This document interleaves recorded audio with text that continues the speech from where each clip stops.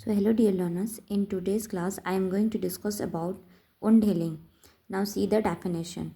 Definition: wound healing is a complex and dynamic process of replacing devitalized and missing cellular structures and tissue layer. Wound healing is a complex and dynamic process. It is what type of process? It is a complex and dynamic process of replacing तो डिविटलाइज्ड and missing cellular structures को replace करना and tissue layer को replace करना ही wound healing होता है. कैसे structure? तो डिविटलाइज्ड structure जो होते हैं, मिसिंग सेल्यूलर स्ट्रक्चर, उन्हें रिप्लेस करने का प्रोसेस को हम बोलते हैं wound healing. Types of wound healing: there are two types of wound healing, that's acute wound healing and chronic wound healing. Acute heals wound healing. Acute wound healing heals without many complications within expected time frame, like surgical wounds and trauma wounds. Surgical wounds and trauma wounds are estimated and times are expected that they will be healed in a particular time duration. That's a acute wound healing. But in chronic wound healing, underlying pathology and or infection causes wound or interferes infection causes wound or interferes with the healing process. Underlying pathological और infection जो होता है, वो जो healing का process होता है उसमें वो इंटरफेयर करते हैं, जो इंटरप्शन कर देते हैं उसमें, जो इमीडिएट मतलब थोड़ा जल्दी हीलिंग का जो प्रॉपर्टी है उसे वो डिले कर देते हैं, इसलिए क्रॉनिक होते हैं. एग्जाम्पल है diabetic ulcer and pressure ulcer. These wounds are chronic wound healing because these are long timed healing process. Wound healing process. There are three processes for healing wound. That's a primary, secondary, and tertiary. Healing by primary intention. Primary intention: no or little scar tissue. That's a example: surgical wound. In surgical wound, sometimes there is no scar, and in sometimes there is little bit scar. This comes under primary intention or primary healing. Secondary healing by secondary intention marked loss of tissue. Loss of tissue, that's a healing process. At that particular area there is loss of tissue. Tissue is missing या फिर less amount tissue. That's a secondary intention. Edges of the wound are too far and wound gets closed naturally through granulation and epithelialization. तो जो process है इसमें, edges क्या होता है of the wound are too far, बहुत far होते हैं, and wound gets close naturally. इसमें भी वुंड्स नेचुरली क्लोज होते हैं through granulation and epithelialization process है. ग्रैन्युलेशन मतलब कि वहाँ पे ग्रैन्यूल्स का फॉर्मेशन होना स्टार्ट होता है, और एपिथेलियलाइजेशन में एपिथेलियल सेल्स या टिश्यू का कलेक्शन होना वहाँ पे स्टार्ट होता है. For example lacerated wounds, pressure ulcer and traumatic injuries. These are type of secondary wound healing process. And healing by tertiary intention, that's are characterized by delay wound closure. Tissue result in granulation of wound edges, characterized by edema, infection, exudates from wound, and excessive scar formation. Tertiary infection, that's you can understand better. Tertiary means most worst condition, you can understand. Most worst condition, that's a delayed wound closure. Wound closure is not in a particular time duration. It can be delayed for a long time. This result in granulation of wound edges में granulation होगा. Characterise by oedema, वहाँ पे oedema भी दिखेगा, infection हो जाएगा, एक्सोडेट्स होंगे, वहाँ पे सिक्रीशंस रिलीज़ होना स्टार्ट हो जाते हैं, पस आना स्टार्ट हो जाते हैं, ऊन से एक्सेसिव स्कार फॉर्मेशन हो जाएगा, पूरा दाग हो जाता है। तो ये टर्सरी इंटेंशन है, वुंड हीलिंग का टर्सरी प्रोसेस है। Now I am going to discuss about the stages of wound healing. There are 4 stages of wound healing. First is hem- hemostasis, inflammation, proliferation, and maturation. Hemostasis. What is hemostasis? It is a causes coagulation. Hemostasis means blood का coagulation होता है, उसे हिमोस्टैसिस बोलते हैं। Inflammation destroys bacteria and removes debris. Destroy करना bacteria को और remove करना जो भी फॉरेन पार्टिकल्स बोल सकते हो, या फिर वही जो सेल्स है वो अनवांटेड सेल्स है, उन्हें भी हम लोग डेब्रीज बोलते हैं। Remove debris, that's a inflammation. And proliferation fills and covers the wound. And last stage is maturation. Maturation में क्या होता है कि tissue gains strength and flexibility. Wound healing can progress backward और forward depending on internal and external patient condition. Tissue maturation में tissue क्या होता है कि स्ट्रेंथ और फ्लेक्सिबिलिटी गेन करता है, और wound healing can progress backward. Wound healing का प्रोसेस बैकवर्ड भी जा सकता है और फॉरवर्ड भी जा सकता है, मतलब उसका प्रोसेस पीछे भी हो सकता है और आगे भी। मतलब आगे जाएगा तो यानी कि अच्छा रिकवरी रेट है, और बैकवर्ड जाएगा यानी कि और भी वर्स्ट कंडीशन में चला जाता है।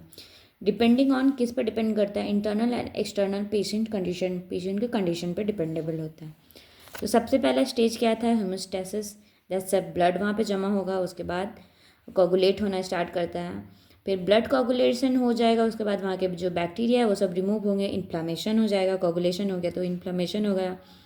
फिर इन्फ्लामेशन में क्या हो जाएगा कि जो भी बैक्टीरियास है वहाँ पे ब्लड जो भी क्लॉट हो रखा है उससे जो अनवांटेड सेल्स है, टिश्यूज़ है, उन्हें रिमूव किया जाता है। उसके बाद वहाँ पे जो रिमूव हो जाता है उसके बाद वहाँ पे सेल्स आके खुद से फील करना स्टार्ट करते हैं, फील्स होते हैं वहाँ पे और वुंड को कवर करते हैं। That's a proliferation stage and the maturation, tissue अपना स्ट्रेंथ और फ्लेक्सिबिलिटी फाउंड कर लेता है। तो ये चारों थे हमारे stages of wound healing. Now I am going to discuss one by one all the 4 stages of wound healing. First is homeostasis, a brief period of vasoconstriction as an attempt to stop the bleeding. हीमोस्टैसिस इसलिए होता है हीमोस्टैसिस because वहाँ पे sales में vaso constriction होता है। वहाँ के जो सेल्स है जो ब्लड सिक्रीट करते रहते हैं वो कॉन्स्ट्रिक्ट हो जाते हैं। इससे क्या होता है कि ब्लीडिंग स्टॉप हो चुका रहता है। begins at the onset of injury and its objective is to stop bleeding. ये स्टार्ट होता है कब, जब इंजरी होता है उसके बाद से ये स्टार्ट हो जाता है, और इसका मेन जो एम होता है कि ब्लीडिंग को स्टॉप करना। Blood vessels constrict and restrict the blood flow. Blood vessels constrict होते हैं और ब्लड फ्लो को रेस्ट्रिक्ट कर देते हैं।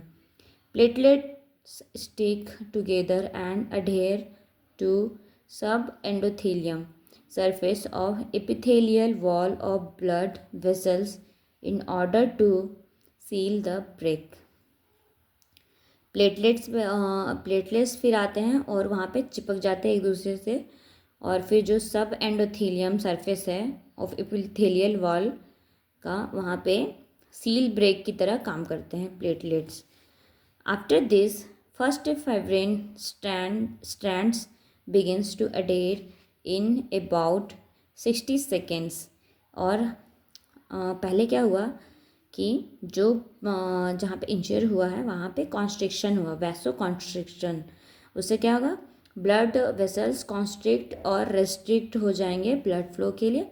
उसके बाद वहाँ पे प्लेटलेट्स आते हैं, वो एक सील ब्रेक की तरह काम करते हैं। उसके बाद फिब्रिन जो है वो अंडर 60 सेकेंड में फिब्रिन आ जाते हैं, फर्स्ट फिब्रिन आ जाते हैं। उसके बाद as fibrin mesh begins blood is transform from liquid to gel through coagulation. और जैसे ही फिब्रिन आ जाता है तो ब्लड लिक्विड से कैसे में ट्रांसफर हो जाता है, जेल के फॉर्म में ट्रांसफॉर्म हो जाता है। तो ये था हमारा हीमोस्टैसिस का प्रोसेस। नेक्स्ट इन्फ्लामेटरी फेज में हम लोग पढ़ते हैं क्या है। Inflammatory phase starts immediately after injury and lasts for 2 से 6 आवर। इसका ड्यूरेशन कितना होता है, 2 से 6 आवर। होम्योस्टैसिस में देख रहे थे फिब्रिन 60 सेकेंड में आ रहा था। Injured blood vessels leak exudates that's neutrophils, water, salt and proteins and causes localized swelling। क्यों स्वेलिंग होता है, लोकलाइज स्वेलिंग क्यों होता है, लोकलाइज स्वेलिंग क्यों हो रहा है, क्योंकि उसी पर्टिकुलर एरिया में स्वेलिंग दिखेगा जहाँ पे इंजरी हो रखा है। क्यों स्वेलिंग होगा, क्योंकि वहाँ पे एक्सुडेट लीक होंगे, जो लिक्विड पार्ट्स लीक होते हैं उनसे, उसमें क्या क्या होता है, तो न्यूट्रोफिल्स होता है, वाटर, सॉल्ट और proteins. Increased capillary permeability and blood flow to the site of injury assist phagocytosis। अब यहाँ पे क्या हो रहा है, सबसे पहले लोकलाइज स्वेलिंग होगा, इंजरी होगा, एक्सुडेट लीक हुआ, उसके बाद जो कैपिलरी है, सेल्स का जो कैपिलरी है उसमें परमेबिलिटी इंक्रीज हो जाता है, यानी कि ब्लड फ्लो काफ़ी हाई रेट में हो जाता है। उस वजह से यहाँ पे ये फिर फैगोसाइटोसिस होता है। During this phase damaged cells, pathogens and bacteria are removed from wound area. और जो इन्फ्लामेटरी फेज़ है इसमें फैगोसाइटोसिस का प्रोसेस होता है। फैगोसाइटोसिस के वजह से क्या हो जाता है, जो डैमेज सेल्स है और पैथोजेंस है और बैक्टीरिया है वो रिमूव्ड हो जाते हैं, उन्हें सब खा जाता है। Swelling, redness and pain in the injured या affected area are common in this phase। यहाँ पे swelling होगा, redness होगा, pain होगा, जो भी injured area है वहाँ पे, ये उसका मेन फेज का, इस फेज का मेन सिम्टम्स है। ठीक है। Proliferation this stage has 3 distinct phases। First है filling the wound, contraction of wound margins, covering the wound, epithelialization, जिससे कवरिंग वुंड को कवर करता है एपिथेलियल टिश्यूज आके, उसी बोलते हैं epithelialization. It is a phase of rebuilding of new tissues made up of collagen and extracellular matrix। It is a phase of rebuilding. Rebuild क्या कर रहा है, न्यू टिश्यू किससे बने होते हैं, कोलाजन और एक्स्ट्रा सेल्यूलर मैट्रिक्स से उसे रीबिल्ड करता है। फिर formation of granulation tissues, pink to red, कौन से कलर में कन्वर्ट हो जाता है, पिंक से रेड। पहले पिंक होता है, उसके बाद जो है रेड में कन्वर्ट होता है, इसी को बोलते हैं formation of granulation tissue. Pink to red most tissue को पिंक से रेड में कन्वर्ट कर देता है। Followed by epithelialization, migration of epithelial cells across wound surface. Migration होता है एपिथेलियल सेल्स का, कहाँ पे, तो पूरे वुंड वुंड के सरफेस पे।